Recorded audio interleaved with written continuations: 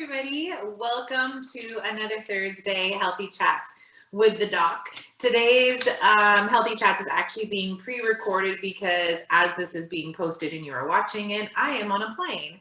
So I went ahead and did some preemptive recording for today's topic so that we could still continue our learning and sharing of information with you guys. And I really like today's topic because I see a lot of this with my patients that I work with in my practice, and that's brain fog. So some of you may have heard about brain fog and it being related to hormonal imbalances. Some of you may have noticed that as you're getting older, you're feeling a little bit more brain foggy. Certainly the last year has thrown a lot at us, and we may be feeling a little bit more brain foggy from that as well too. So we're going to chat about what exactly is brain fog today, why that can happen as we get older, and how our hormones are related to it. And of course, most important, what to do about it and when to be concerned about it. So brain fog, to clarify, this isn't a medical diagnosis. This isn't a technical thing, but it's more of a common description of symptoms that we might be noticing. So where you're literally just feeling foggy and fuzzy, you're walking through a cloud and it's just, you can't quite think as sharply as you used to be. You can't quite remember things. You're like, what was that person's name again? You used to be able to maybe write things, or you used to not be able to write things down, but now you're having to write everything down. Or, walking into a room and going, why did I come in this room again? So little things like that, where you just aren't as sharp as you used to be. It's having a hard time remembering things that you should be able to remember, and maybe even just not feeling like yourself, not feeling like you're on your game, you're sharp enough, you're keeping up with some of the things you used to, and maybe some fatigue too, kind of going along with that. So that's what we think of is when I ask my patients, do you feel foggy? Do you feel like you have brain fog? And those are some of the things that we talk about in terms of what those symptoms can be. So again, not a technical medical diagnosis, but certainly a lot of symptoms that a lot of us can relate to. And that's the term that we generally use when communicating with our patients about it. So why does this happen, right? So why do we feel like there's more of this happening? Well, a lot of that's not fully understood. There's a lot about brain health and neurology that we're still sort of figuring out. But some of the things that can happen, stress will do this. And part of that is because of the way that the adrenal glands are affecting hormones. The stress hormones themselves will have an effect on cognitive function and your ability to, for those synapses to fire. So sometimes that can have something to do with it. And tied to that can be lack of sleep. So a lot of us who have families and careers and, go all the time, maybe we're not getting enough sleep as we used to be. That can contribute to adrenal decline and, stress and those sorts of hormone dysfunctions as well that can then decrease that synaptic firing, leading to some of those brain fog type symptoms. One of the things that we see specifically in women, there's a lot of research that shows that women, as we get older, will have increased cognitive decline. So as we hit that perimenopause and menopause, there is a notable decrease in decline in women's cognition and function that has been demonstrated repeatedly in the research. Part of this has been correlated and associated with loss of estrogen. So as we age, we've talked about this before in some of our other talks, and we hit that perimenopause, menopause phase where the hormones are starting to shift and they're starting to drop a little bit. Obviously we have our menopause symptoms where we're having hot flashes and night sweats and weight gain and maybe not feeling like ourselves. The sex drive is down, these types of things, etc. One of the other common symptoms that I hear a lot is also the brain fog. I can't remember anything. I have to write everything down. I can't think straight. It's really hard for me to focus at work, those types of things.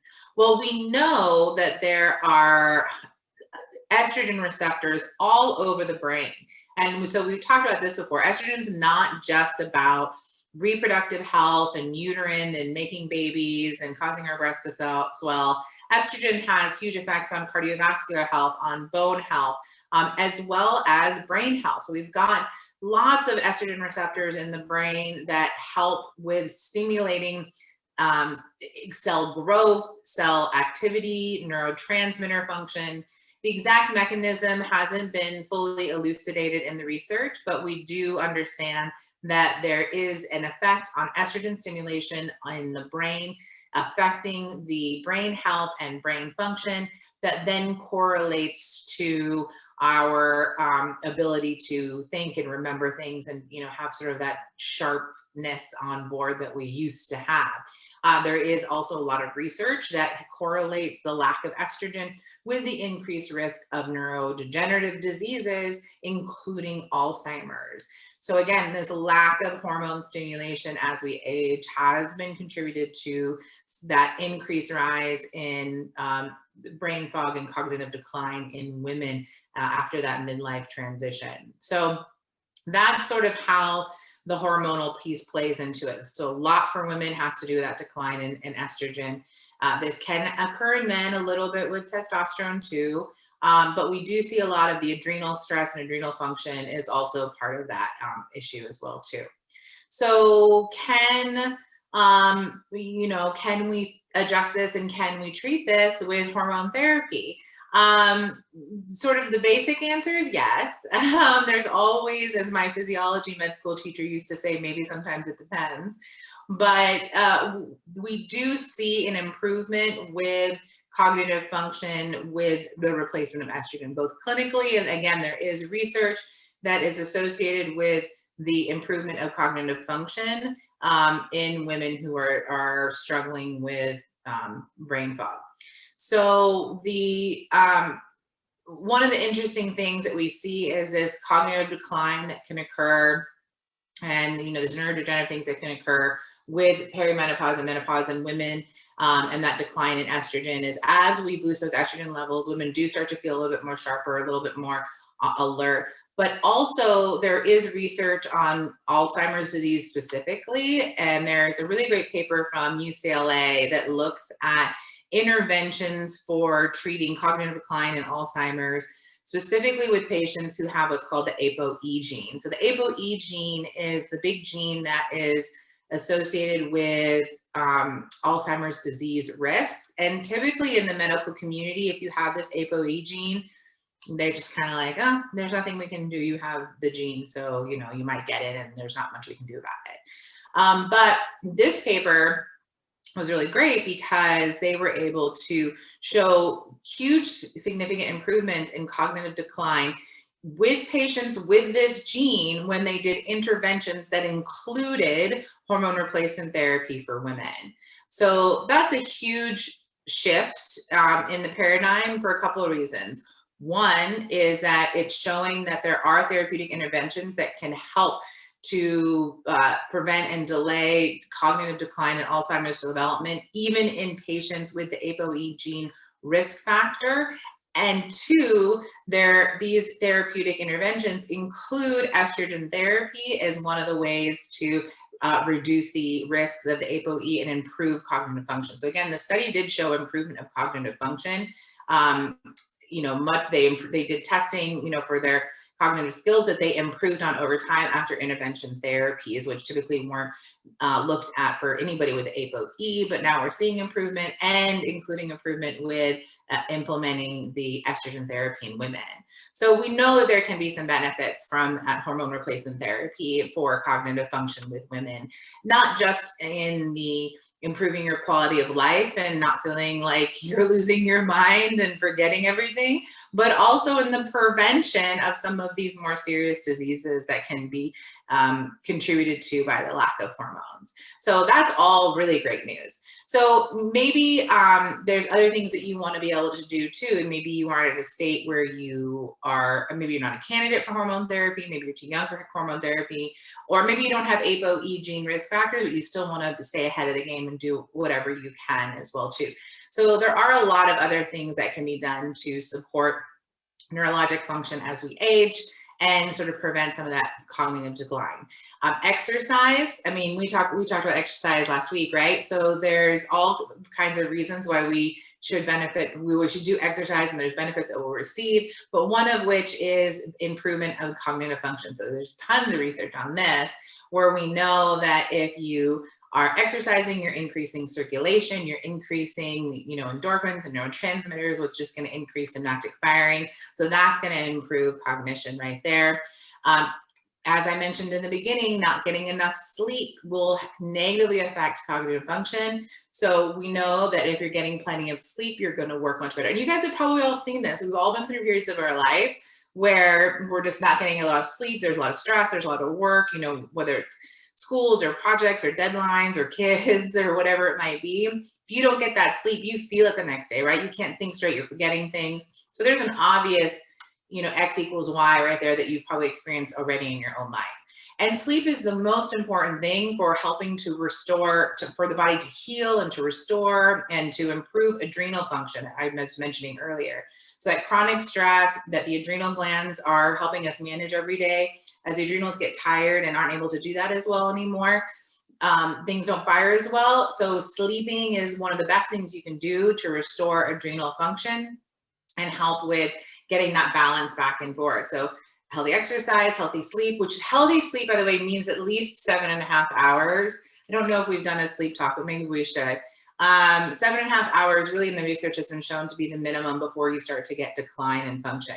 So you want to make sure that you're getting at least 7.5 hours. And if you're having trouble sleeping, speaking to your doctor about how you can get beyond wherever you might be if it's short of 7.5 hours. Diet, we always talk about you are what you eat. So diet, in two different areas do we think about diet. One is reducing things that are going to cause inflammation, because inflammation is just like putting a wet blanket over your whole system. It's just going to kind of slow things down and gunk things up. So we definitely want to have an anti-inflammatory style diet, which means reducing some of the foods that are inflammatory for you specifically, but also, so like getting maybe a food test to see what you're sensitive to, but also reducing processed foods, packaged foods, fried foods, some of the fun things I know, alcohol, sugar, these types of things, minimizing those in the diet to reduce inflammation. And then also wanting to maximize your high nutrient foods. So all your colorful fruits and vegetables, all the dark berries, the colorful peppers, these are all things that are going to be important because it's going to provide you with essential nutrients to help boost function in the brain as well too. Lots of fish as well too to get those healthy fats. So anything with lots of healthy fats. So olive oils, avocado, fish like the salmon with the healthy omegas in it are all going to be beneficial as well too.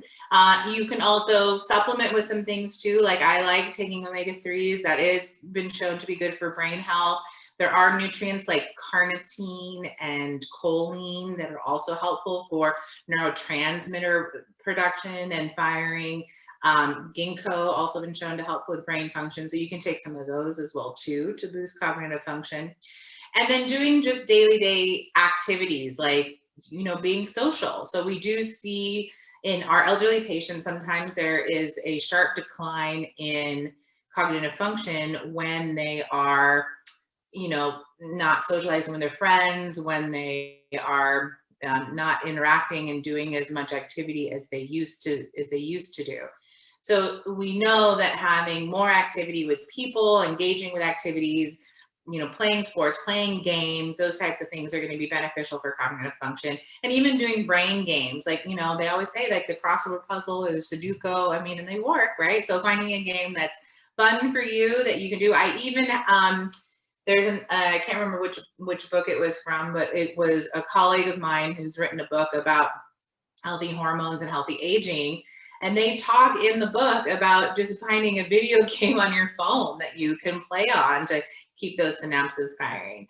So anything you can do to get that stimulation. And there certainly are apps that are specific for app games on your phone that are specific for engaging those neurons and improving cognitive function.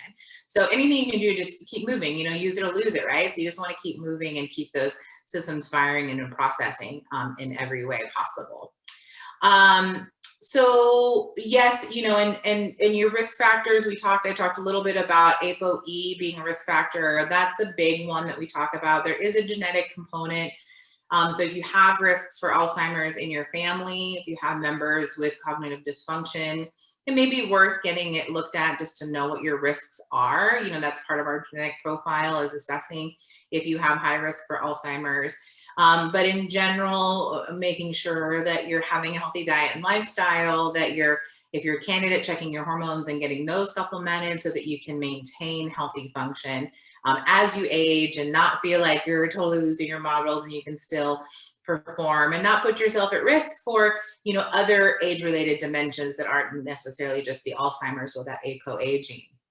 And if you feel like you've been struggling with some of these, you know, brain fog type symptoms, and you're concerned about whether or not you're at risk and need to be assessed, it's always good to check in with your doctor. If you have any concerns, if you're thinking that things aren't firing as well, just, you know, to get an assessment, make sure everything's going okay. But typically, if other family members are starting to point out to you that, you know, we already talked about that, you know, you just asked me that question, if you find that you're repeating questions over and over again, you know, that's going to be a sign of concern that you want to get looked at. If you are forgetting how to use common household objects, you know, how do you turn on the microwave? How do you work the vacuum? You know, those types of things. That's going to be another sign that you need to get assessed by your provider.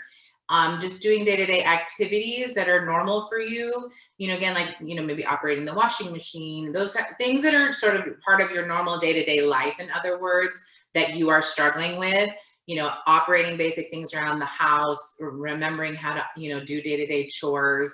If those things are failing, if somebody in your family is pointing out to you that you're repeating yourself and you're asking the same questions over and over again, those are going to be signs to you that you definitely want to get somebody to look at you and assess if there's going to be an issue that needs to be addressed there. It's common to forget names, to forget what it was that you were doing, to sometimes have a hard time remembering a certain word. But some of these bigger ones where you're forgetting day-to-day functions and activities, or where you want to start, or if somebody's pointing it out to you, is when you want to start getting assessed and going to your doctor to get worked up for those. So I hope that was helpful. You know, for all of us who may be having a little bit of brain fog and the aging process is affecting our hormones and what is going on, that hopefully gives you a little insight and a little bit of information on, most importantly, what you can do, right? So exercise, sleep, healthy diet, removing inflammation, increasing healthy nutrients, including healthy fats. You can supplement with a few of those things I mentioned, like carnitine, choline, and ginkgo.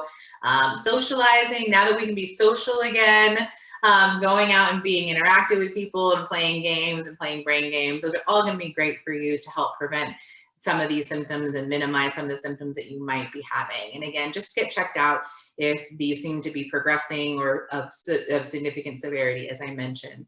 And then we will chat again next week. So that's it for today. That wraps up our healthy 15-minute chats with the doc. Sorry I couldn't be there with you live today. I had a schedule snafu in the last minute, realized I was going to be on a plane. So hopefully you got some good tips today. Let me know, post below if there's any questions about anything.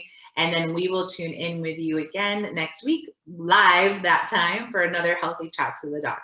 Okay, guys, take care and have a great rest of your week.